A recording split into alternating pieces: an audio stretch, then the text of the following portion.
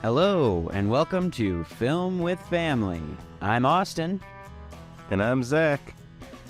And we're two cousins talking about movies. We love our family. And we love the movies. Folks, today we're talking about the 95th Oscars, which just wrapped up last night as of this record. So we're going to get our fresh takes on that. And then a little while later, we'll be giving you our take on Cocaine Bear. But first, we have to talk about last week's episode with Caleb about Robin Hood, Prince of Thieves. He sent over a file after he listened to the episode, a little bit of a rebuttal, a take two, if you will. So yeah, I think we should just play that for our audience. Well, just want to say I had a great time on the podcast talking about Prince of Thieves, but as I was going to bed, it was just a lingering thought in my mind that, and I don't know why I didn't jump all over this when you mentioned it, but for the record, when Austin was talking about examples of Costner being a bit of a dullard / buffoon, he mentioned the part where he's using Azim's telescope and dimly gesturing with his sword as if to try and protrude through the device to suggest that he's stupid, which is actually a pretty cool reference to the fact that during the Crusades, Islamic technology and culture and mathematics and astronomy was more sophisticated than that of, I think, pretty much any other civilization during that era, but certainly more than Britain. So that he's having that sort of ridiculous reaction is just commenting on the fact that he's never seen a telescope before, and to him it just seems like some type of magical implement. And how flabbergasted it is, I think, is actually a bit of great acting on his part. So while I can't really defend the having Duncan look after Maid Marian bit, I can defend this particular complaint as actually being a really nice detail. So, an otherwise immaculate episode, and I hope to be back on again sometime and listen to more of the rest of the fam. Just couldn't help but clarify, obviously, something that's very near and dear to my heart, and thank you for indulging in such. Toodles oods. Well, I'll give it to him. You know, I think that, yeah, Islamic culture did have the upper hand on most European culture probably at that time.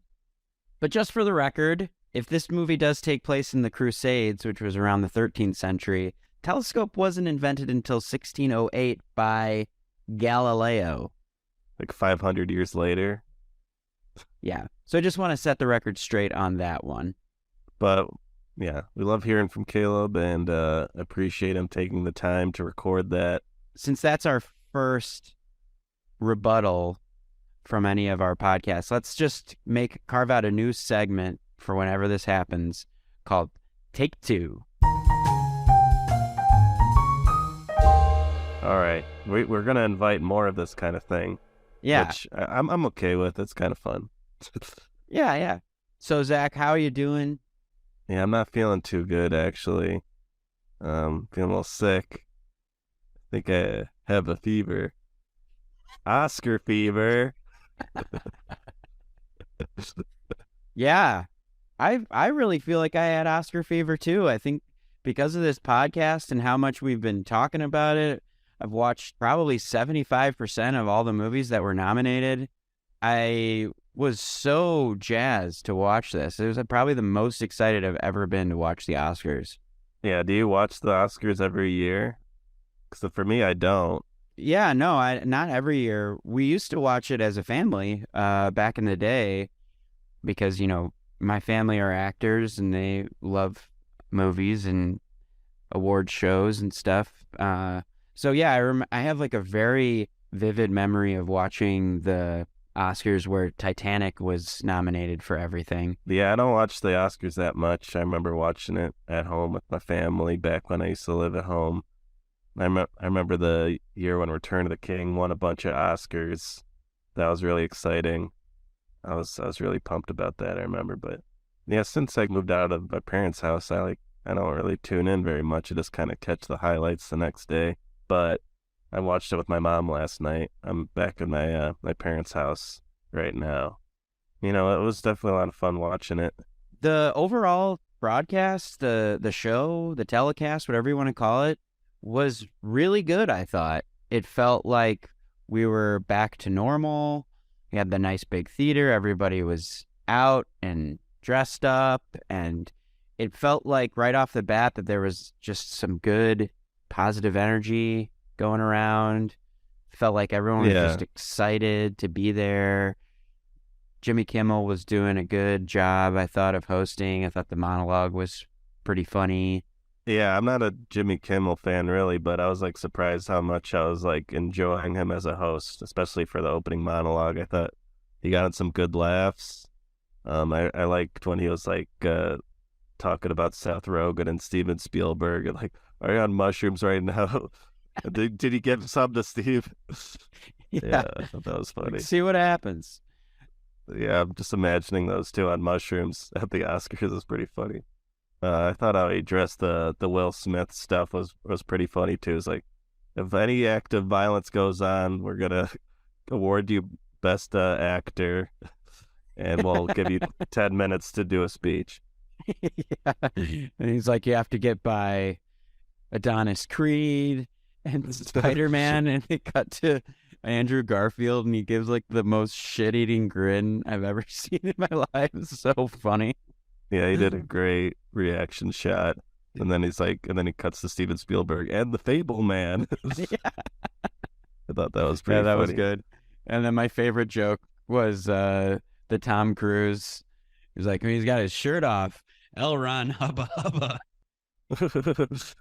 Yeah, he had a lot of dumb kind of puns, which I liked. I don't know. I was pretty high, and maybe my mind was just in a dumb place where I just really thought all of his dumb puns were really funny. There was that one weak moment though when he was like, James Cameron isn't nominated for Best Director. What is he, a woman? Oh yeah. Yeah, that really fell flat. I wrote that down in my notes. There was a silence, and then people started clapping because they're so uncomfortable. It's I guess we'll clap. I guess I guess this is a good I guess thing. That's a point. Yeah, but it was fun. I thought it felt like a night of redemption in a lot of different ways. The movies are back. Everybody's back in the Dolby Theater or wherever the hell it was. And you got all these legendary actors who are finally getting their due. Jamie Lee Curtis, Michelle Yeoh, Ke Kwan, Brandon Fraser. Yeah, that was nice at the beginning when Jimmy kind of shouted out all the first-time nominees, and there's so many of them. And they all won. It was crazy. But one of the people that was nominated that didn't win the award, who also probably should have got her due, was Angela Bassett, who did the thing. Angela Bassett did the thing. From the BAFTAs. Yeah. But man, yeah, her face was so stone-faced when they announced that it was Jamie Lee Curtis. She didn't smile, she didn't clap, she didn't do anything. You could just tell she was super disappointed. I was disappointed too, because I did not like Jamie Lee Curtis in that movie. Which I already mentioned that in our first episode, the Oscar Pool one. But yeah, I was out of all the Everything Everywhere All at Once wins. That one, I mean, she's been around for a long time, so I respect that a little bit, but I don't know. I just didn't like that performance. I wanted her to win just because it's Jamie Lee, and I feel like when else is she going to get nominated for an Oscar? I just don't see it happening again in her life. And you're a big Halloween fan, right? I like Halloween, sure, but I mean, I mainly just like Jamie Lee Curtis. Yeah, I like her more as a person than an actor. Yeah, I didn't realize that Christopher Guest was her husband. Good for her. Damn. He was looking really old though. Like I don't know, didn't look like he aged too well. Just had that smug smile on his face the entire time. Do you want to run through our ballots, or yeah, we both of us filled out like our predictions ballots, and Yeah. So my score was 13 out of 23 for the Will wins, and by my calculations, yours was 14 out of 23. oh wow, I didn't count them up. Yeah, I beat you by one. you beat me by one, but I will just say the one caveat there is I was putting a lot of good energy into Fire of Love with my Will, but I texted you before this happened and I said Navalny's going to win. Yeah, you did text me that. So, I mean, technically, yeah, you won by one, but I knew Navalny was going to win it, even though I thought that movie had one really great scene, and the rest of it is just kind of, I don't know, rehashing stuff about Alexei Navalny that anybody who's following the news probably already knew. Whereas Fire of Love was brilliantly done. I just finally watched that over the weekend, and just their use of archival footage and the beautiful shots that these two volcanologists captured on their own for like the entirety of their life are just incredible. Yeah, I'm definitely gonna check that out. I hadn't seen any of the documentaries that were nominated, so that was a big blind spot for me. I did go back. I did watch Elvis and Women Talking to fill out my best picture blind spots. I enjoyed both of them more than I expected. Women Talking I liked even more than Elvis, actually. There's a lot of good performance in there. Like you shouted out Ben Whishaw when we talked about it on the first, and he was great. And I love I don't know the actress's name, but that lady that keeps like mentioning her two horses and doing like, there'd be like all flashbacks, like talking about her horses and how it kind of related to the situation. Like, this reminds me of Judy and Syphilis, or whatever the horses are named. Yeah. I liked all that. And Jessie Buckley is really good in it too. She's in Men, and she was looking amazing last night. So yeah, Women Talking was good. I really loved the sequence with Daydream Believer, that song that's blasting from like the census truck. I just like love that song, and like it brought me back to when I was a boy listening to the oldies radio station, like trying to go to bed. Like that's how me and Caleb shared a bed together. Or not, we didn't share a bed, we shared a bedroom together. But we would always go to bed listening to the oldies. You slept in the same bed? For how long? No. So you were 21? Pretty much, yeah, but now stay in the same bed, you two, until you can drink alcohol. That's what your mom would say every night. Yeah, that was a great part in Women Talking, and you know, it's a fine movie, and Elvis was good too. I mean, I don't like music biopics, and it was definitely too long, which you mentioned, but I feel like if it was shortened up to like a 90-minute movie, that movie would have been like one of the best music biopics. It has so much great momentum at the beginning of the movie. I really liked how it starts with like Tom Hanks narrating and like him hearing Elvis on the radio, and like the one guy's like, and he's white, and Tom Hanks like, he's white, and then he jumps in his car and races off. Like, telling me that this boy is white? Tom Hanks' performance in that is insane. Yeah, I kind of liked how goofy it was. Reminded me of a Tim and Eric level performance, like whenever Tim Heidecker puts on like a fat suit, or I don't know. It's so dumb and ridiculous that I kind of liked it. But my mind's broken, and I think things that suck are great. So yeah. So those are some thoughts about Women Talking and Elvis, because I didn't have anything to say about those in the Oscar pool episode, though. So I thought I'd share those, and I was happy to see Women Talking win adapted screenplay, was it? Yeah, that was a surprise to me. I thought All Quiet on the Western Front had that on lock, but give it up for Sarah Polley. That was good for her. Let's just chug through the categories and the winners and just see if we have anything to say. So first up, makeup and hairstyling. Whale goes to Whale. Yeah, I predicted Wakanda Forever for this, but gave it to the Whale. And this was funny because like they had like on like the screen while they're accepting the award, like Brendan Fraser's like naked fat body from the Whale, and it just like looks so funny, just like in the background. It looked like he's like hulking towards them in the background, like it's like, I'm coming for you. The whale's coming for you, and it just looked so bad. Oh my god! And I guess we might as well just say it too. Brendan Fraser winning Best Actor. I mean, even though it was basically a toss-up between him and Austin Butler, I just did not see him winning. But he did. He did He win. fucking won. Yeah, I was a little disappointed with his speech. A lot of nautical kind of references in there that are kind of lame. So this is what the multiverse looks like. I'm grateful to Darren Aronofsky for throwing me a creative lifeline and hauling me aboard the good ship, the Whale, that was written by Samuel D. Hunter, who is our lighthouse. You laid your whale-sized hearts bare. Only whales can swim at the depth of the talent of Hong Chow. My cast, it's been like I've been on a diving expedition on the bottom of the ocean. He blew it. Thanks for bringing me aboard the good ship, Whale. Holy shit. This is what the multiverse looks like. That was very confusing. Like, what are you talking about? I know that's some everything everywhere all at once reference, but it doesn't make any sense in this context. I laughed so hard when he won. I couldn't believe it. I couldn't believe it that he won an award. That the Whale won any award is incredible.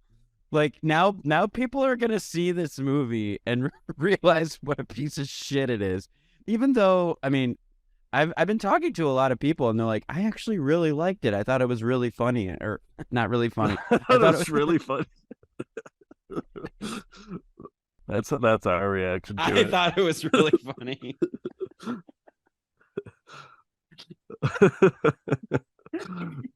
Yeah, we're the assholes that hate the Whale. I can't get over the Whale. Yeah, I saw someone tweet like the Whale has more Oscars than Stanley Kubrick now, or something like that. My God, this Kubrick never got an Oscar. And speaking of Stanley Kubrick, Todd Field was in the audience looking badass. He had the big old hat on. He looked like a Mortal Kombat character or something. Yeah. Like Kung Lao or... Yeah, it was kind of a Kung Lao-ish hat. Yeah, sadly, Tar, not a single Oscar for Tar. Not a single Oscar for Banshees. Not a single Oscar for Fabelmans. Nothing for even Elvis. I thought Elvis would get something. Kind of disappointing. I mean, yeah, I thought Tar would at least give him the editing. I thought the editing in Tar is incredible. Yeah, I just rewatched Tar as well, and the editing really came out to me, or like I was noticing how well edited. There's not a bad edit in the whole thing. There's not that many cuts in it, but every cut feels like so satisfying and perfect. And, you know, like Lydia Tarr conducting a symphony, the editor is conducting this movie brilliantly. And I thought I should have won editing just because it's perfect. The timing is everything.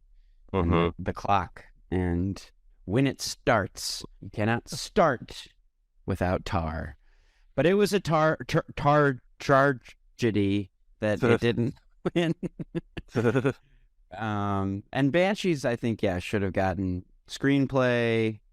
I really was hoping Colin Farrell would win. Yeah, I was rooting for Carrie Condon over Jamie Lee and the Best Supporting Actress. My mom was too. She liked Condon. But yeah, I was happy to see Jenny the donkey come out on stage. My mom was in the other room when that happened. I was like, Mom, donkey, get in here. I was screaming for her to get in the room so she could see the donkey. and that was the highlight of the broadcast for sure. Yeah. Okay. So, film editing, we just talked about. Everything Everywhere All at Once was the winner there, but we both feel like Tar should have taken it. Yeah, that feels like a award. Like, yeah, like it had like the most editing. Like you're very aware of how many cuts are happening. So that makes people think like, oh, this is great editing. I mean, it isn't bad editing, but it's a very flashy editing. Everyone on Twitter, like everyone was like, man, the editor for Everything All at Once is so hot, man. Yeah. Everyone was horned up for the editor, which makes me feel good about it. Being an editor myself. I'm like, oh, I guess editors can still get tail. Yeah, I was thinking the same thing. I was like thinking the opposite thing when I was watching the In Memoriam and they showed some editors that died. I'm like, man, these editors do not look good. They're like bald and goofy looking. Like, do all editors are just ugly? And then like the Everything All at Once editor comes out and he's looking hot. I was like, okay, not all editors are ugly. Yeah, he's a handsome man. Visual effects, I thought Avatar was a slam dunk on this one. I mean, Yeah. completely re-innovated all of digital effects, invented new things. Yeah, I mean, it was, Yeah, that would have been pretty fucked up if it didn't win that. yeah. And then original score went to bum, bum, bum. Yeah.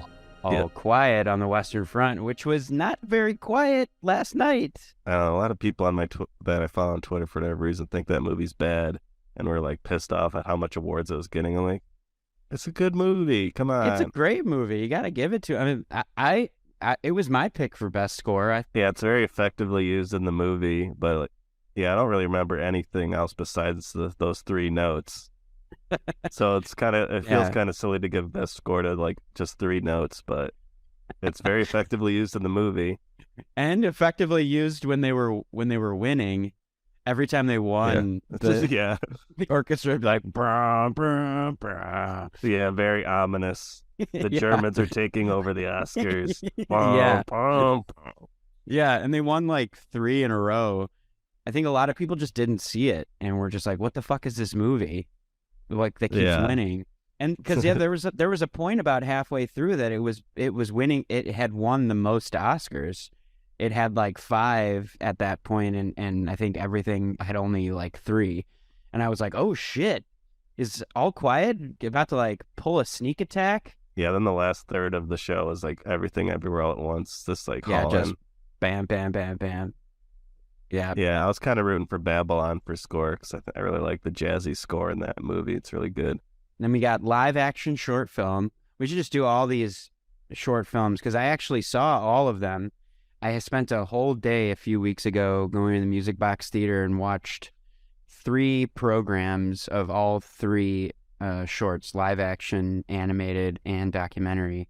So I have a lot to say actually about all of these, but I'll keep it short. I'll keep it short. Get that? Did you get that? It's short. Yeah, I'll keep it short. He's keeping it short for the shorts. Okay, I see you. Okay. I'll give you some points there. I'll just say that I didn't see any of these, so I have nothing to say. Live action short films. We have Irish Goodbye, Ivalu, Les Poupelles, Night Ride, and The Red Suitcase. Irish Goodbye won, which I thought would win for sure, just because it's a really sweet movie. Basically, the story is that these 2 brothers, their mom dies, so it's a family story, and they come across this list of like a bucket list that she wants to accomplish before she dies. And so they decide, since she wasn't able to do a lot of those things, that they would take the mom's ashes and do all these things that she always wanted to do. It's really sweet. It's very sweet. Yeah, movie. and they sang him happy birthday because it was his birthday, the brother with the Down syndrome. Yeah, that was so sweet. So nice. So yeah, that one I knew would win, but my favorite was The Red Suitcase from the live action shorts. Animated shorts, the winner was The Boy, the Mole, the Fox, and the Horse. And yeah, I predicted this would win just because off the name of it. It's like seemed like something that would win. I also predicted The Irish Goodbye would win, even though I had no idea, just based off the title of it. The Boy, the Mole, Fox, and the Horse really feels like a timeless short. It's based on a children's novel, and just every line in this movie is like life advice that a child could take through their entire life. Really sweet moments, great voiceover. Idris Elba does one of the voiceovers, but honestly, all the animated shorts were really strong. Documentary short winner was Elephant Whisperers, which is very good, but again, like it's like low hanging fruit. You know, you got these two people who basically take in orphaned elephants and raise them. Sounds like a movie my mom would love. Yeah, my mom loved it. Yeah, I mean, it was a slam dunk. Like, it's like, okay, obviously this one is going to win. It's just really pretty. You got the elephants. You got this nice families raising the elephants. It's nice. It's very nice. But there were other movies in this category that I thought were a little bit more in depth. What was your favorite? My favorite was How Do You Measure a Year, which is a short about this guy who every year on his daughter's birthday, starting from when she was 2 years old, he asked her like the same set of questions. And so you get to see not only the physical growth of this girl, but also the mental growth of this girl and emotional growth. And so it goes from when she's 2 to all the way when she's 18 and leaving for college. I thought it was just really well done. And with most documentaries, I feel like time is an asset. And so when you get to see like the full growth of this person for like almost 18 years, it's pretty powerful to see that, especially like in a 15-minute chunk. Yeah, that sounds cool. I think that's plenty to say about those shorts, but I did spend a lot of time with all of those movies, so I figured it's worth talking about. Achievement in sound. Top Gun. The way they captured the sound of these jets, that's got to be at like a decibel level of like a million. How they captured all that sound just so crisply, I absolutely give it to them. Yeah, and I feel like maybe I'm misremembering, but I feel like all like the flight stuff is like there's no music, it's just all sound, and it's incredible. It's riveting.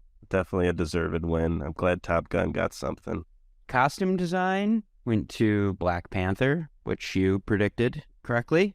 Yeah, and I wanted it to win because that's my favorite aspect of that movie and the first Black Panthers. Like, they just got incredible costumes, outfits, and those movies, they look so cool. Definitely deserves it. Elvis, I mean, obviously they did a lot with the costumes there, but I loved the costumes and Everything Everywhere All at Once. I thought they were pretty central to the movie, just all the different outfits that Stephanie Hsu has. Yeah, those were definitely cool.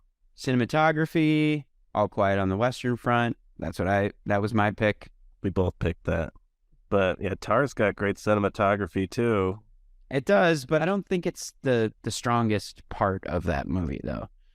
And No. I think that the cinematography that's going on in All Quiet on the Western Front, there's so much movement and intense action, and they capture just the violence in such a dramatic way that you got to give it to him.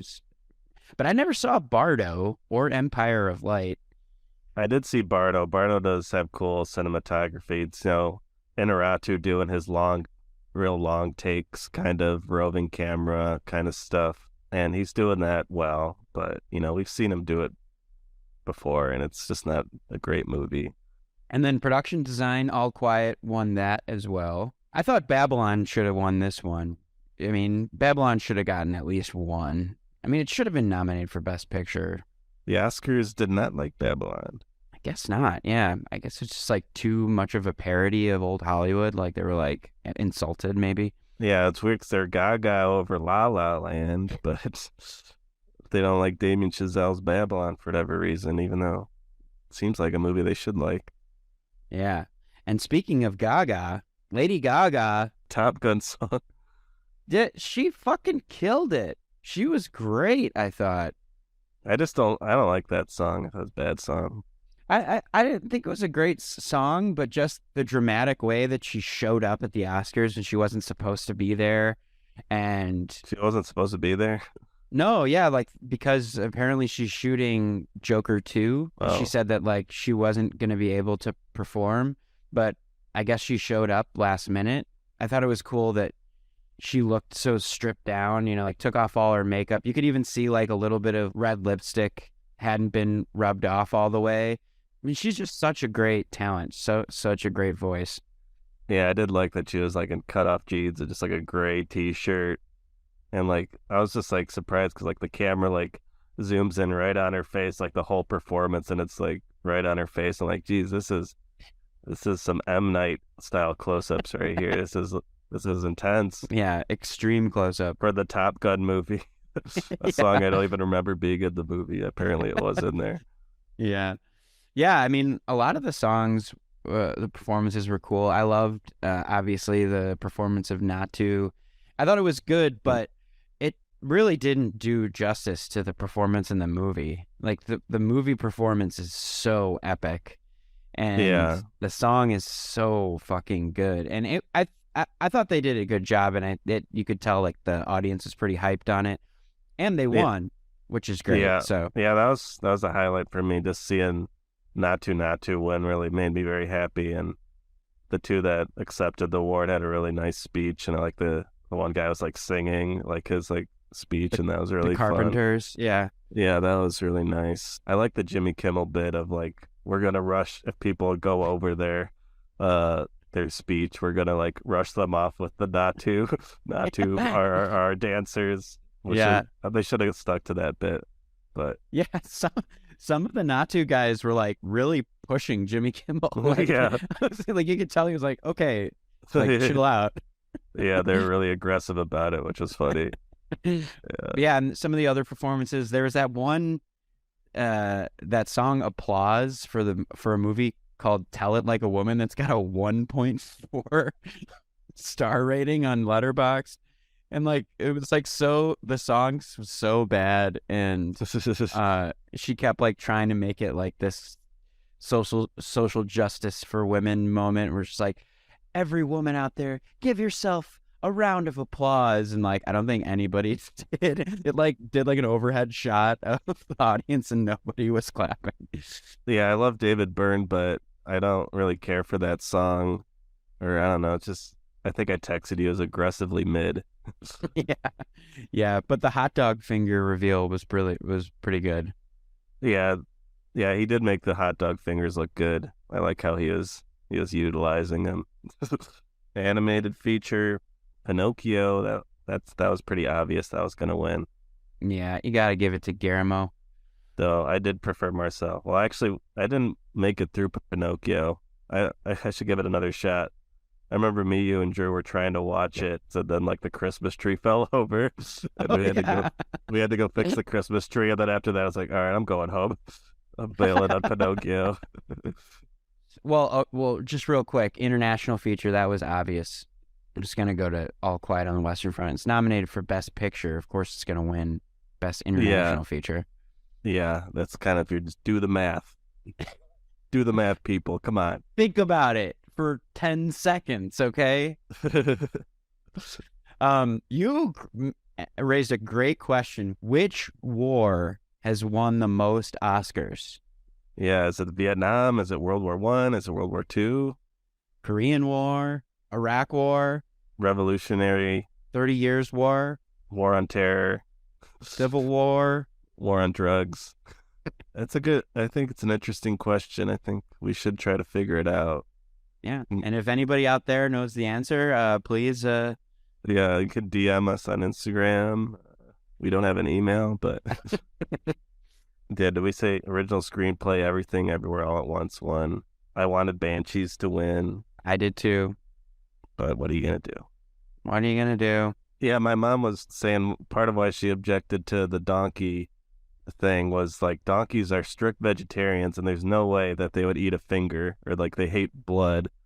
Like And so she was like, "There's no way a donkey would ever eat a finger. They are vegetarians. They're herbivores." And it's for that reason that it lost.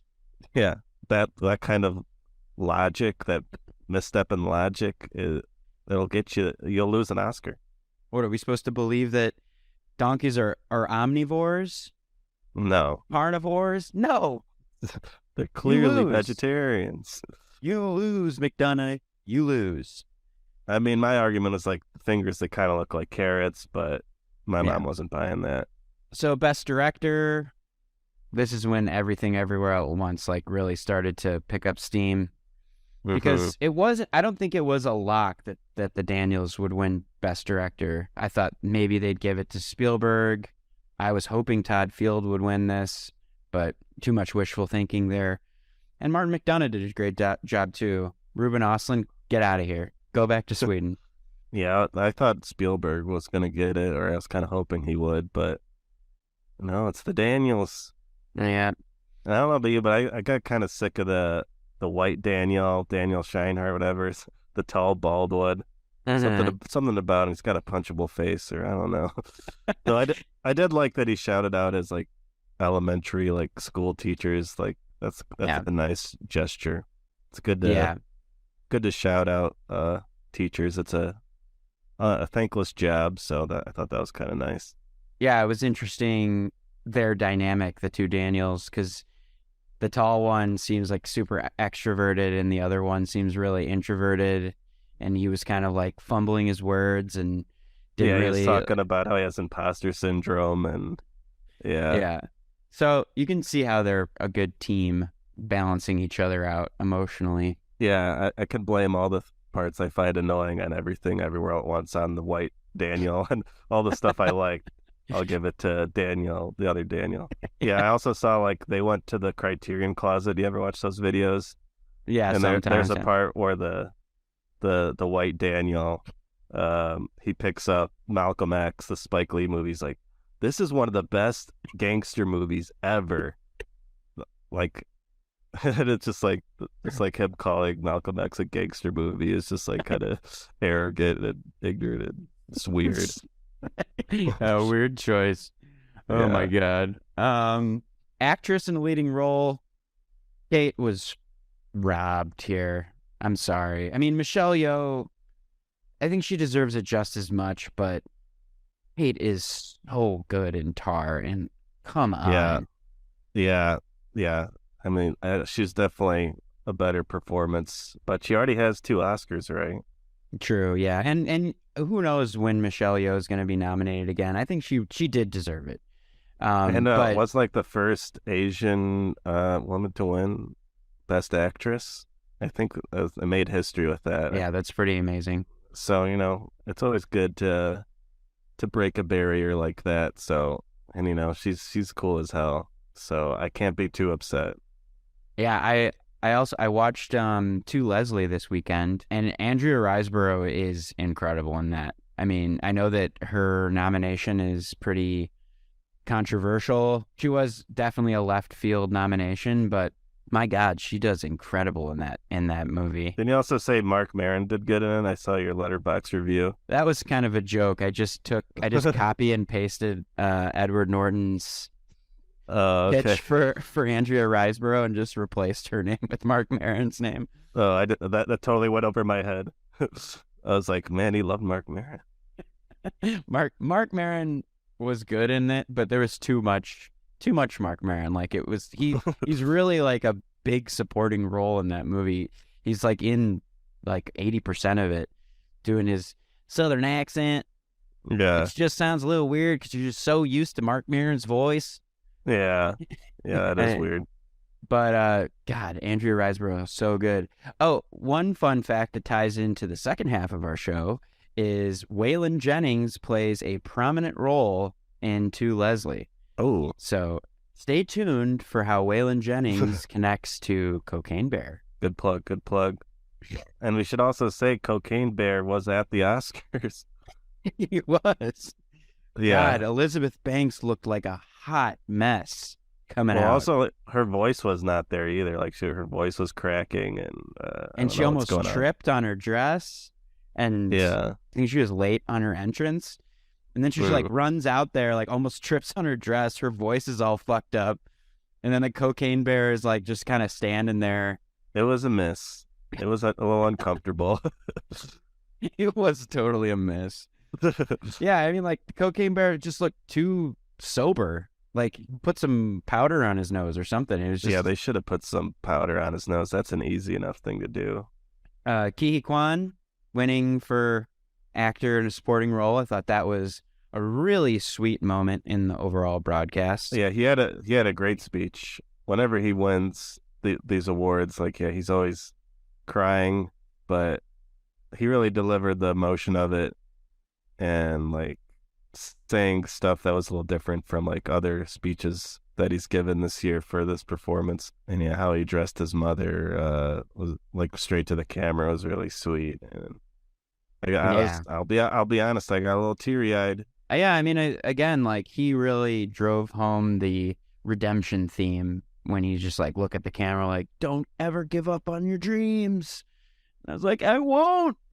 Yeah, he did a great job, and I got emotional seeing Spielberg standing up clapping, because I watched a lot of Temple of Doom growing up, and so I love Short Round. Just seeing him and Spielberg back together, it warms my heart. And seeing him and Harrison Ford together was amazing. Yeah, 'cause Harrison Ford delivers the best picture at the end of the night. That seemed like a setup for sure. Because Harrison Ford is not good at these kind of things. He looks so uncomfortable. He's not good in anything other than like his acting roles, and even those are hit and miss. He's always like, all of his interviews, he's like stoned and like just got into a plane crash. Yeah, he looks bewildered and like just has no enthusiasm for any subject or anything. Yeah, I think we pretty much covered it. Yeah, Daniels won Best Director, and Everything Everywhere at Once wins Best Picture. Yeah, because in our first episode, both of us were like, yeah, Banshees could take it. I think there's a lot of good hubbub for Banshees. Yeah, but you also predicted Fabelmans was going to win Best Picture back in that episode, but I did, yeah. I mean, it just seemed like the most conventional. It's just Spielberg. But let's set it straight. I did say Everything Everywhere All at Once was the best movie.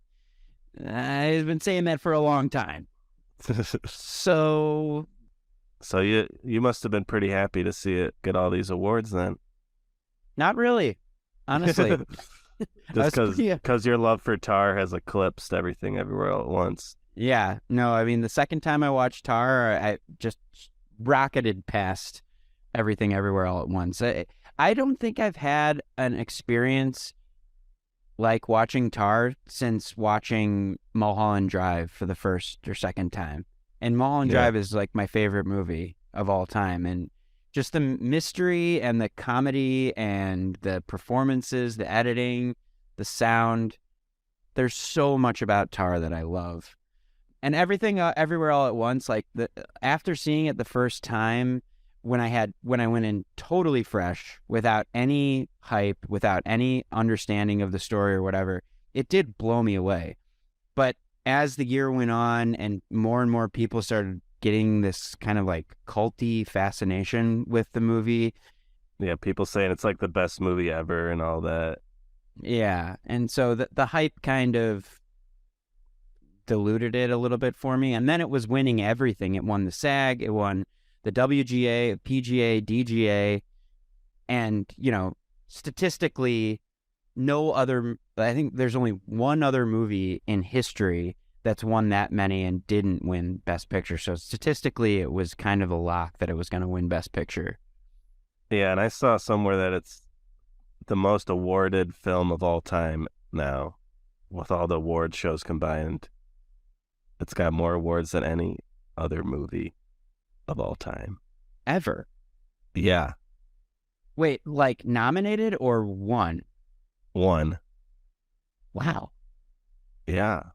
So, according to the award shows, it is the best movie of all time.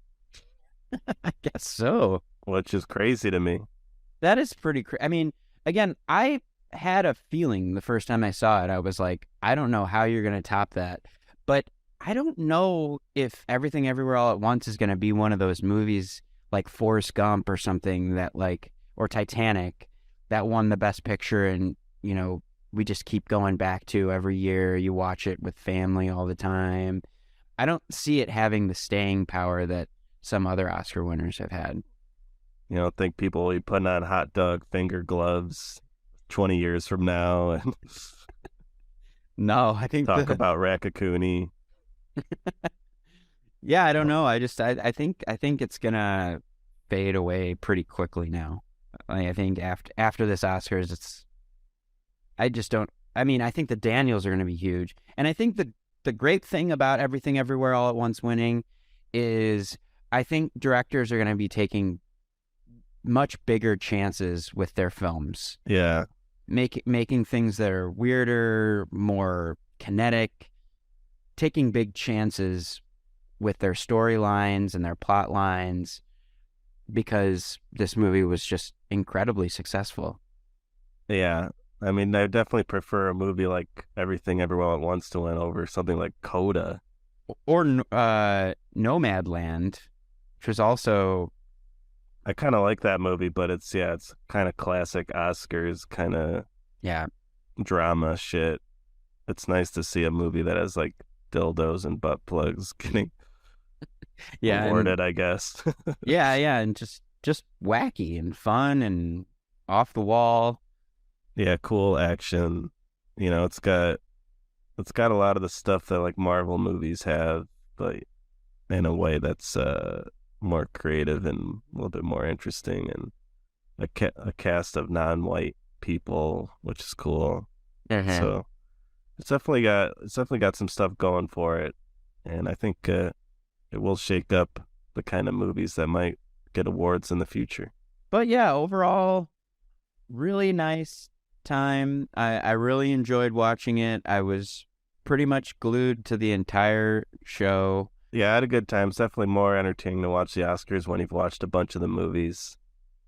So that was good, and I like that they did go through all of the categories, which I guess in the past they like would skip a good chunk of them. But it was nice to see all the categories get their due on stage, I thought.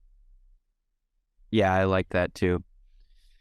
So I think that's it for the 95th Oscar recap. Well, now we got to talk about Cocaine Bear. Yes. And we'll just say we recorded this part a few weeks ago on the opening weekend of Cocaine Bear. Yep. And there will be spoilers for Cocaine Bear, so if you haven't seen it yet, I think it's probably still in theaters, so go check it out. But at this point, if you haven't seen Cocaine Bear, do you care, really? Do you care about the bear? Do you care about the bear that much that you're going to abandon your family midway episode? Yeah. That'd be a shame, really. I mean, I want you to look deep in your heart. Something to think about.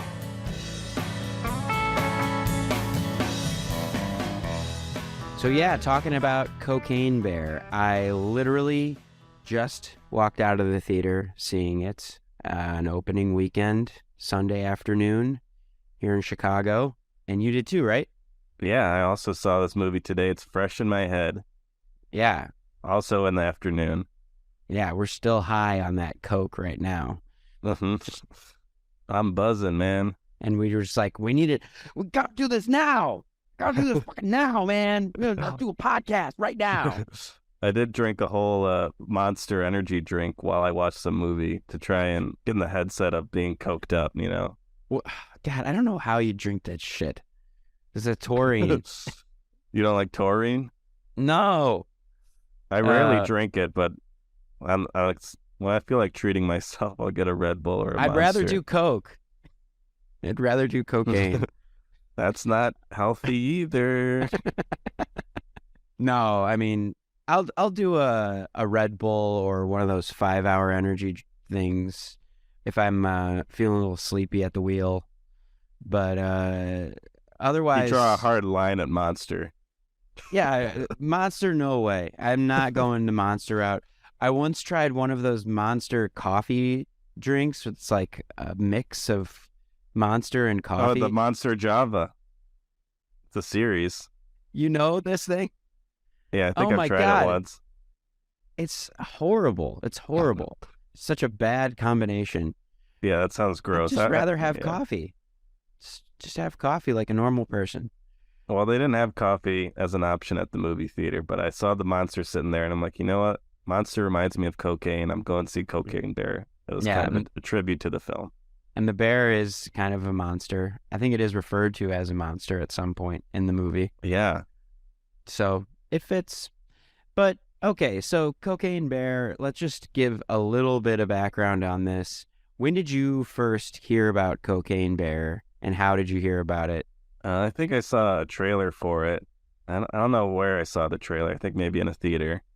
Yeah, I heard Elizabeth Banks talking about it on Mark Maron's podcast, and I was like, oh, it was interesting. And she gave the whole background about how it was a true story from the 80s, about how this guy actually did plummet to his death after shoving a bunch of duffel bags of cocaine out of a plane, and then they found his body, and then they started finding cocaine in the Chattahoochee National Forest, which is in northern Georgia, is where they actually found the Cocaine Bear. And it was like surrounded by 40 ripped open Tupperwares of cocaine, and it obviously had overdosed.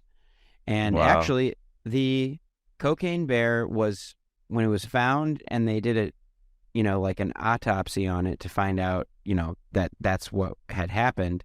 They had the Cocaine Bear stuffed and taxidermied, and it was bought by its nose is white. That's good. That's good.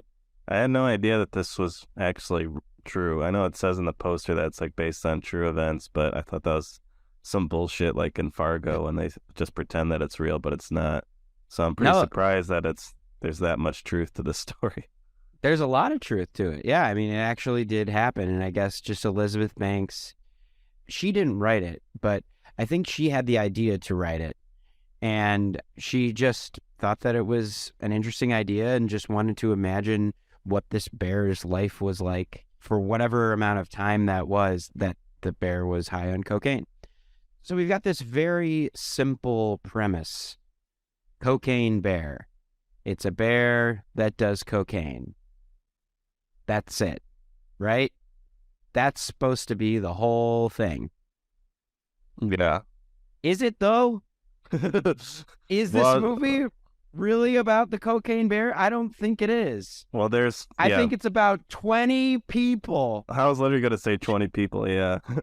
There's a lot of characters in it. Like 3, maybe 4 storylines. There's 20 storylines in this movie, and not enough Cocaine Bear. Like there are a few great scenes of the bear chasing these other people, but I wrote it all down. So we got Elsa and Olaf in the beginning. You got Bob the detective and his sidekick Reba. You got Sid White, who's Ray Liotta, who's the cocaine kingpin. You've got Dee Dee and Sari, mother and daughter, but Dee Dee's friend Henry. You've got Liz and Peter, Liz being the Margot Mortendale's character, who's the ranger, and then Peter, who's the guy from Modern Family. You've got David and Eddie, who are like the 2 friends. Then you've got the Duchamps gang, the like band of merry men that are like running through the park and cutting people or attacking people with their knives. And then you've got Beth and Tom, the paramedics. There are so many fucking people in this movie. Yeah, that's your big complaint. Too many people. It's not just that there's too many people and not enough Cocaine Bear, but it's also that all of these different storylines are wedged in with each other, and that each of these characters are people you recognize from something else. Like everyone's like, oh, it's that guy from that thing, or that she's from Felicity, and he's from Modern Family, and he's from The Wire, The and guy he's from Game of Thrones. Yeah. I don't know. It was just That's how movies work, dude. You gotta cast people that are famous from something. you don't have to cast them all. These are pretty small roles, though. They're not like huge actors. Ray Liotta is like the biggest actor in it, and he's not in it that much. Yeah, Ray Liotta's final film. Yeah, it's his last time being on film. And the movie's dedicated to him, which... R.I.P. Ray Liotta. Yeah, R.I.P. Sorry, I had this bottled up. This is why I was like, we need to emergency talk about this, because I'm just like, I don't think I will have this much passion about it in like 2 days. So I was just like, let's just talk about it now. I will back up, though. I thought it was fine. It was fun. It was a good time, low stakes, just going to the movies. Just want to see some people get attacked by a bear, have a laugh. But I was just a little disappointed that the simple premise didn't pay off. Yeah, I do agree that they overcomplicate it with too many characters. It definitely could have been cleaned up. They could have cut out a whole storyline or two. But overall, I did have a good time. I don't think it's a great movie, but it's pretty good. I saw it with a big crowd. Not a huge crowd, but it was pretty packed in my theater, and a lot of people were laughing. It was getting big reactions from the crowd, which I always have fun when that's happening. Like, I was getting laughs. I was getting like shock of horror, because this movie is surprisingly gory. Like, it's a lot more graphic than I was expecting, which I kind of liked. I kind of respected how fucking brutal Elizabeth Banks went with this movie. Yeah, because there's some kills in this that are like hard to watch, or like it's just like fucking brutal, man. But I kind of I respect it. Yeah. There are some really brutal, gory scenes. People getting their faces ripped off, people losing limbs. Yeah, Ray Liotta gets his intestines ripped out and eaten by baby bears. Yeah, get pulled out like spaghetti by baby bears, and I was like, damn. They really went with Ray Liotta. Yeah, they really went for it. Margot Martindale's death was really brutal too. The way she just like drags her face on the road. I was like, holy shit, this is like intense as fuck. Yeah. It was intense. Her flying out the back of an ambulance in the gurney, and her face like strapped in, screeching across the ground. Yeah, kind of an incredible shot. I was impressed with that, but it was also like, Jesus. Yeah. And I think that was why I felt by the end of the movie, I was so like disappointed that there were so many different plot lines bogging the thing down, because, I compare this movie in a way to Megan, in that before the movie even came out, just people like talking all about it on TikTok and social media, just being like, we got to see this movie. It's going to be like a fun horror comedy. And the thing that was great about Megan is that Megan is in every scene. With Cocaine Bear, it's like so much of this movie is about the outskirts of the Cocaine Bear. I want the bear in every scene.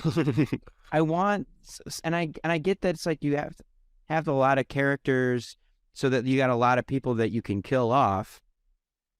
But you've got a couple deaths in here that are just like people getting shot, or just getting stabbed, and it's not even bear related. I'm like, there's a perfectly good bear deaths that you could have put in there. I don't know. I'm not writing the movie. I don't direct it. I understand that it's hard to build a whole hour-and-a-half movie around such a simple premise, but... Yeah, I think it could also be budget constrictions, because this bear is completely CG, and we all know that CG is very time-intensive and expensive. So I could see, like, Elizabeth Banks, like, all right, we can only use so much of the bear. It's like kind of like in Jaws. You can only see so much of Jaws because it's, like, expensive and hard to pull off. But yeah, I wasn't disappointed with the amount of Cocaine Bear, but I do think it could have... I would have liked more, obviously, but I think they gave me enough to feel satisfied. But I just kind of felt like this movie's like only like 95 minutes. And by the end, I was like, all right, wrap it up. So like, I felt like they could have shortened it even more. It could have been an 80-minute movie. Yeah. Like if they cut out like 10 minutes of like just like bullshit character stuff, like I think that the bear ratio would have been just right.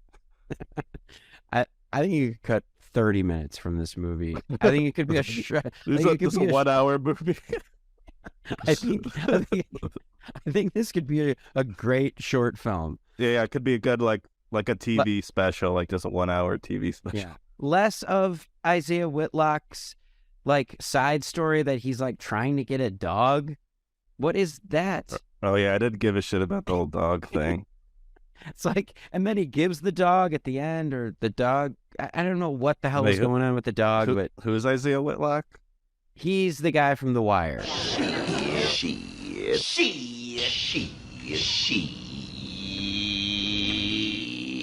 He's a great actor. I just actually saw him in 1408 to rewatch that movie, John Cusack movie, and he's good in that. Like, he's always got, and I thought that he had the funniest part of the movie, I thought, was when he was on the roof and he was like, how do I get down?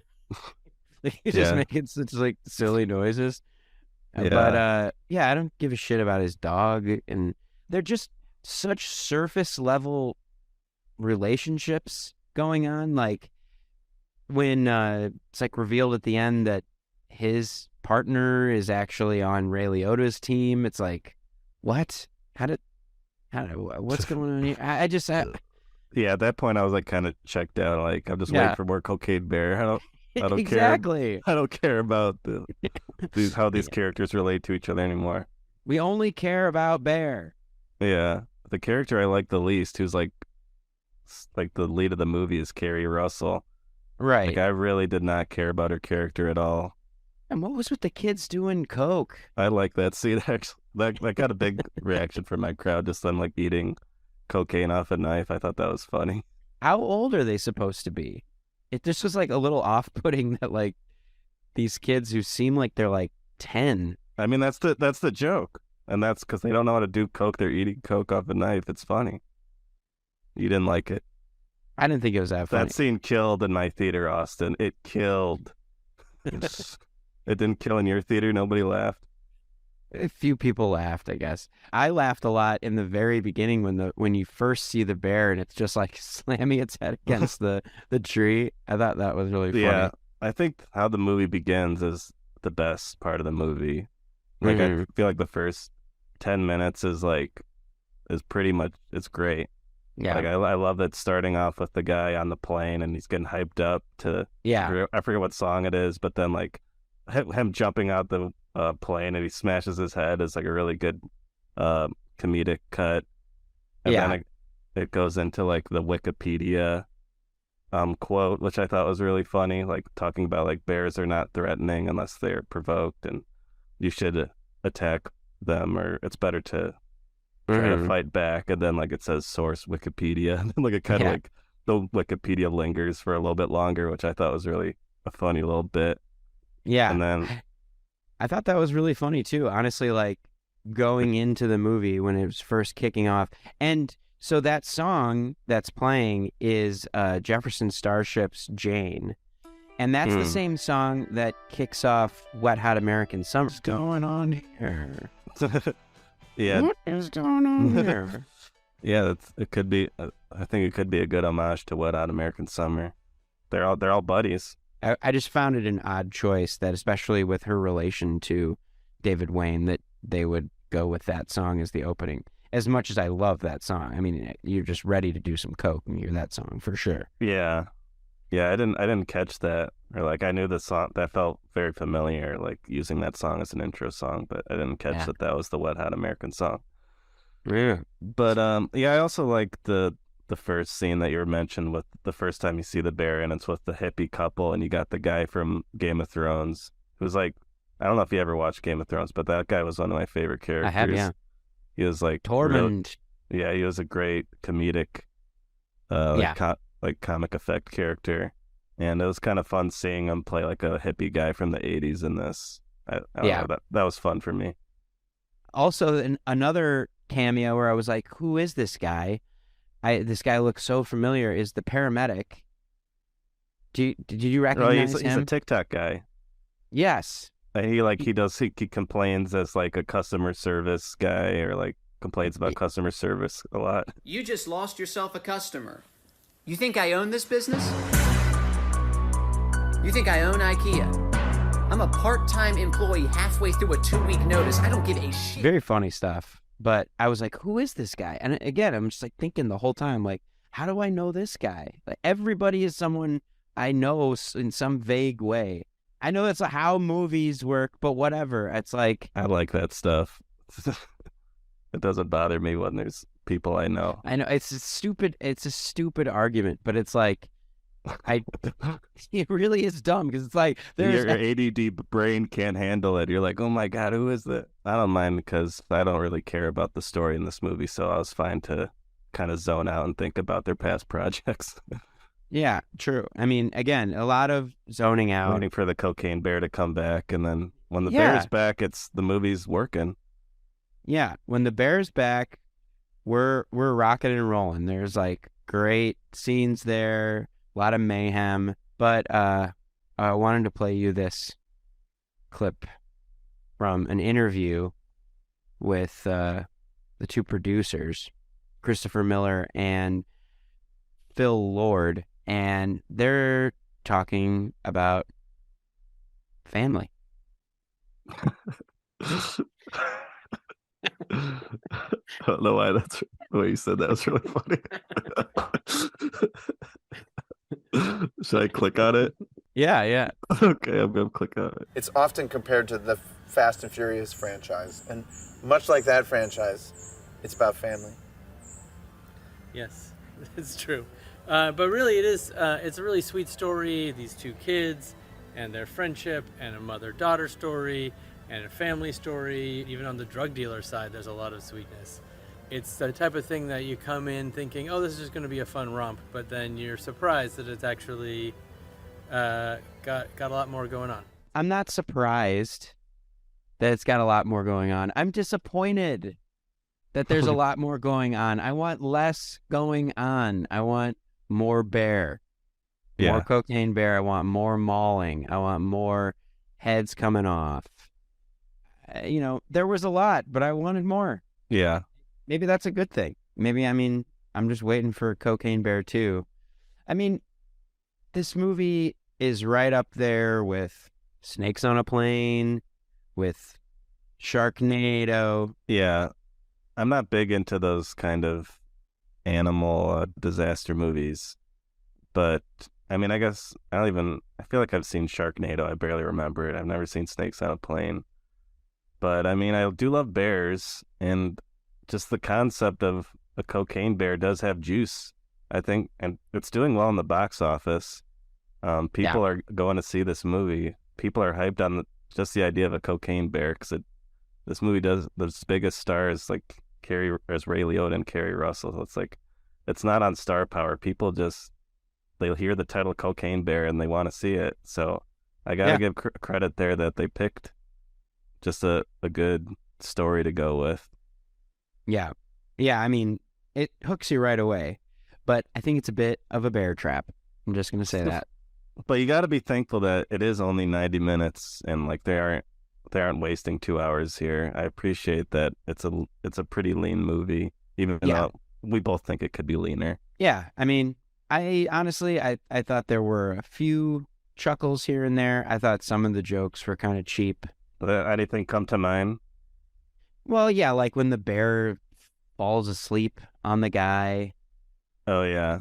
And I would have liked that if he died, but he survives. Exactly. How much does this bear weigh?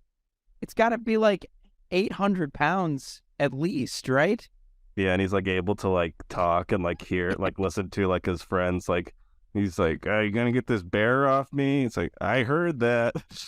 Yeah. Meanwhile, he's just completely crushed by a bear. It's ridiculous, but yeah, that part wasn't great. On average, an adult female brown bear weighs anywhere from 300 to 800 pounds. Again, this movie is supposed to be ridiculous, but it's like, what is this whole 5-minute scene? Cut that. Yeah, should have cut that, or just actually killed this character off right then and there. I would have liked it better. Yeah. They could have got more characters off the board because there's too many characters. Yeah, kill Han Solo. He was doing nothing for me. Yeah, I actually love Solo as well, which is a controversial take, but I think it's a great Star Wars movie. Wow. Okay. I think it's a lot of fun. A great cinematography too, good set pieces. But anyway, we don't have to get into that right now. But yeah, cheap jokes were just like when he's like, she's asleep or whatever. He's like, how do you know she's a girl? He's like, because her vagina's on my ear. Yeah, that also didn't make sense because his head was by her head. It wasn't the other way. And like they show him like, get out from underneath the bear. And his head is nowhere near the vagina at all, unless we're expected to believe bear vaginas are like on their chin. Which I was like... I didn't think about that for a second. I was like, where is this bear? Yeah, it totally doesn't make any sense. It doesn't make any sense at all. Oh Yeah. my God. That part sucks. My favorite performance in this movie, which I was kind of surprised by, is Margot Martindale. I thought she was hilarious, and I've never seen her act, and I watched BoJack Horseman, and she's like a recurring character on that, and kind of funny. But I thought her comedic timing was on point in this movie. Like it wasn't like even that her lines were that funny; it's just the way she said them and like the timing of it. I thought she nailed, and I was like, anytime there's a scene with her, I was like, all right, I'm in good hands. Yeah, I'm keyed in. Yeah, yeah, so, she's just a great. I mean, everybody in this movie, they are good actors. There's no bad actors really in this movie. It's just too much. There's just too many of them. Too many, like, interesting character actor type people. Yeah, O'Shea Jackson Jr. I think is a good actor. Alden is a good actor. Leota's like one of our great actors. Christopher, Tormund is an interesting actor. These are all like good, interesting people, but I just feel like it's too much. It's Unga Pachka. Yeah, I'm wearing my Unga Pachka Doughboy shirt right now, which means too much. Shout out Nick Weiger. Love Nick Weiger. I'm just now realizing how insane that is that you were wearing that shirt, because that is exactly... I was wearing this while I was watching the movie. I literally, that is my review of this movie. I mean, like, it's just a hat on a bear doing cocaine. Yeah. Well, yeah, I think you hammered home that point pretty well. I think we know where you stand on that. Do we want to talk about Ray Liotta at all, since this is his last performance? Like, do we want to do some general Liotta talk? Like, do you like Ray Liotta? Yes, I love Ray Liotta. I think he's great. I mean, you've got Goodfellas, which is just his master performance. You've got, this ties back to Kevin Costner. He's in Field of Dreams. Oh, I forgot about that. Yeah, Ray Liotta plays Shoeless Joe Jackson in Field of Dreams with Kevin Costner, so that ties it in with Prince of Thieves. Yeah. Yeah, I'm looking at his letterbox right now, and it says actor in 104 films. Wow. He broke 100. That's amazing. Not a lot of people have done that. No, I mean, he worked his ass off. And yeah, I just watched him in Blackbird, that Apple TV Plus show, which I thought was pretty good. And then he's in The Many Saints of Newark twice. Yeah, what are his two characters in that movie? I think he's really funny in that movie. Miles, Birth of the Cool. I'm a jazz nut. Yeah. I'm a jazz nut. Yeah, he's the jazz nut convict, and then his brother, who is Moltisanti's dad. It's a twin brother situation. Yeah. That's what Again, you're saying. hat on a hat, Leota on a Leota. Like when I watched Many Saints of Newark and the second Leota came out, my mind cracked in half. I was like, wait, are there two Leotas? They look exactly the same. They don't style them any different, really. I don't remember. No. Here, I'll throw out one that I love is Something Wild. Have you seen that movie? No, I haven't. It's an early Jonathan Demme movie starring Jeff Daniels, but also Ray right, Liotta. yeah. He plays like kind of like the villain in it, Okay. and he's really menacing and good in it. And he's young, and yeah, you should check that movie out. Ray Liotta's awesome in that movie, and it's just a good movie all around. Excellent. Yeah, I will definitely check that out. That looks great. Also, he was in Marriage Story recently as a divorce Oh, right. lawyer. He was good in that. I do think that Cocaine Bear doesn't really give him anything good to do, really. Like, there's no, like, great Ray Liotta scene in No. Cocaine Bear, in my opinion. Maybe the No. best scene is him dying, just so his intestines getting ripped out is maybe his best scene. Yeah, it is kind of a shame that he's going out on this note, I would say. But, I mean, if it wasn't this movie, I mean, it would be Many Saints of Newark, which I don't think was, I think, actually worse than Cocaine Bear. Well, that actually gave me some good laughs, just like him just being like, this ain't jazz, take it back. Like, I could quote that. Not. I could quote that all day. It's hilarious. My brother and I really like The Sopranos, and so we were pretty jazzed to see The Many Saints of Newark, and we both lost our minds when he did that line. You watched it together? Yeah, we watched it together. We even like went and got a bunch of like Italian food. We got like red wine and like spaghetti, meatball subs. We got like pasta and pizza and like got red wine and sat down. Gabagool. And just sat down to watch Many Saints of Newark. Like, God, this fucking sucks. It is just so bad. Yeah. It was not The Sopranos. It was very disappointing. But obviously you've got Ray's Shantix commercials, which are very funny. I'm Ray, and I quit smoking with Chantix. I tried cold turkey, I tried the patch, they didn't work for me. I didn't think anything was going to work for me until I tried Chantix. He did a lot of advertising for 1800 tequila. In the end, if you're too tough to have a laugh,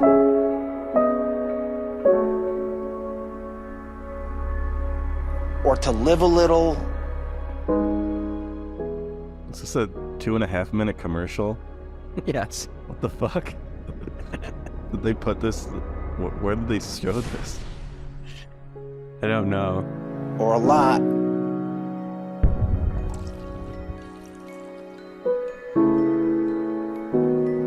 Then you're not really tough at all. Live a little or a lot. Or a lot. That was great. Thank you for bringing that to my attention. I've never seen that. Yeah, we should just do a whole episode just talking about these commercials. It's more to talk about than Cocaine Bear. But yeah, I mean, I feel like in his later life, I knew him more from his Shantix and 1800 commercials than I did any of his other recent stuff. I mean, I'll just always know him as Henry Hill. Like, he's just my Goodfellas. He's my good fella. Yeah. R.I.P. R.I.P. Ray Liotta. Do you want to have any closing thoughts on Cocaine Bear? Well, I think I made it pretty clear that I thought it was a cocaine bore. Other than... But there's some good stuff in there, though. Yeah, no. But overall, I mean, I feel like this could have been shaved down to a 15-minute short film where just get a bunch of people mauled. And, all I want to see is just this bear going crazy. I know that it's a budgetary thing, but, like, do you need to jam-pack it with all of these characters and plot lines and shitty jokes? And I don't know. Also, I like Elizabeth Banks. I think she's a great comedic actress. Have you seen any of her other films? Pitch Perfect 2 and the remake of Charlie's Angels starring Kristen Stewart? No, but I have seen movie 43, which is pretty funny. She like direct the scene in it or something? Yeah, one of the skits in it. I don't know which one, but I didn't see movie 43 or Charlie's Angels or Pitch Perfect 2. I haven't seen any of her stuff. This is my first Elizabeth Banks directed film. And it had more style than I was expecting, there's some good shots in here. The action sequence I felt were pretty competent, except I thought the finale that's like takes place at night on the waterfall, like I thought that was pretty bad. Like Like it was like the worst set piece of the movie. It it didn't look great, and it wasn't very exciting compared to the other cocaine bear scenes. Like the cocaine bear going up the tree, like I really like that. How like quickly it like is in one tree, then like quickly runs to the next tree and kills Yeah. the guy from Modern Family. I thought that was great. But yeah, the movie kind of peters out at the end. Honestly, it like I'd say it for me. It peaks after the Margot Martindale like ambulance sequence. Like that's like the height of the movie, and then there's like 20 or 30 minutes after that, and it's like, all right, I'm kind of want the movie to be done now because that was like the best sequence. And it just goes back to this clip of the producers where they're just like, it's about family, and actually there's a little bit more to it. It's not just about a cocaine bear. It's actually very sweet. It's like, I don't give a shit. Your movie is called Cocaine Bear. Yeah, definitely. Yeah, there's kind of a wrestling of tones in the movie that like it doesn't totally land. Yeah, because there's just scenes where it's trying to take its characters seriously, and you just can't because it's called Cocaine Bear, and there's so many ridiculous scenes that like just stick to being ridiculous. You can't pull off like us actually giving a shit about these characters really. Just have fun, and it tries to do both, and it doesn't really work. But I still like the movie. I can forgive its bullshit. I don't think it's great, but I'd say it's a 3 out of 5. 3 out of 5. Yeah, I'm giving it a 2 out of 5. Whoa. I didn't like it. I was just disappointed by it. I don't know. That's just my initial take. I was excited to see this movie. I thought it would be a good time. I was, I guess, like hoping for that same feeling that I got earlier this year when I saw Megan, which I thought was a blast. Yeah, I had a good enough time. You know, I was expecting it to be a 1 or 2 out of 5, but I ended up enjoying it more than I thought, even though I think you do make valid critiques. But Yeah. the highs of the movie made up for that in my mind a little bit. Yeah. I mean, I did nod off at one point. Like I was like getting tired. And I don't think it was just because of the edibles I took before I saw it. So let me finish with this. I'll just say, although it's very clear how I feel about the movie, I was disappointed by it. I would say it's still worth going to the theater and checking it out, seeing the movie. I'm sure it does depend a lot on the audience that you have, how packed it is, because we were in a huge theater, and it was probably about like a quarter of the way full. And yeah, I mean, like you're not getting that like kind of contained fun feeling. So maybe that had something to do with my experience of it. You know, I don't know. Maybe I'm being too hard on the old Cocaine Bear. Maybe I'm just getting grumpy in my old age. It's just like a mid-30s guy take, where it's just like, I've seen a movie like this before. Like, You've seen a Cocaine Bear before? Yes, I mean, snakes on a plane, Birdemic, Sharknado, fucking Anaconda.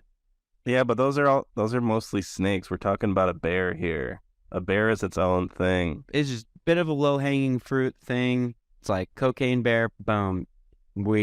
This is a lock. People are going to want to see this movie. We're going to make it funny. We're going to get every fucking actor on God's green earth to play in it. And it's going to be a great time. And it's going to be sweet. And it's going to be a family movie, too. And it's just like, guys, pick a lane. We're in Cocaine Bear territory. Anyways, what do I know? What the fuck do I know? I never ran a movie. I don't know. Hey, don't second guess yourself. You're a film critic on Film with Family. Your opinions are valid. We have no credentials whatsoever. You've made short films though. You know, I think this gets into more deeper conversation about my self-worth. Oh, it's kind of turned into a therapy session. Isn't that what this is? I'm not a licensed therapist. I'm your cousin. I can't help you through self-worth issues, but Well, let's break it down. no, we're not doing that. No. Just kidding. We'll be cutting all this. We're doubling it. Put it in twice. Double this. Yeah, this is gold. Okay, so Did you want to say something about Elizabeth Banks or something? no, the only thing I would say about Elizabeth Banks is that I love her in 30 Rock. Yeah, as she like plays like kind of like a Fox News kind of pundit and dates Jack Donaghy and Yes. has like a great little arc. And she's great whenever she pops up in David Wayne stuff as well. And she's a cutie. She's a cutie, and yeah, she's very talented. I think her heart was in the right place with this movie. I think she executed it as best as she possibly could. It had comedy, it had horror, it, had all these stars in it, and it's going to be a big success. Probably, up there with Megan. I know it's contending with Ant-Man right now, so it's... Yeah, I heard Ant-Man had a big drop-off this weekend. I did hear that too. Lost like 70% of its sales this weekend, but still number one. Yeah. So fuck Ant-Man. Yeah, fuck Ant-Man and fuck Paul Rudd. You think you're so hot? Paul Rudd's also Wet Hot American Summer. Yeah, no, I love Paul Rudd. I'm just kidding. There's nothing bad you can say about Paul Rudd. Yeah, he's... If he ends up getting Me Too'd, I think that would devastate all of humanity. I think just everybody would just be like, we're just not gonna have sex anymore. Just nobody's allowed to touch anyone anymore. Culture couldn't handle it if that came out. So yeah, that's our conversation on Cocaine Bear. It's a mixed bag reaction over here, but it's another great day at the movies. Make sure to subscribe to the podcast wherever you get your podcasts. And if you want to follow us on social media, right now we're on Instagram and Twitter at Film with Family. Yeah, we're getting serious. We got social media presence. Get on it, folks. We're putting out clips. We're retweeting. We're putting stuff on our stories. Yeah, it's a hoot, really. You won't regret following Film with Family. So, thanks for listening.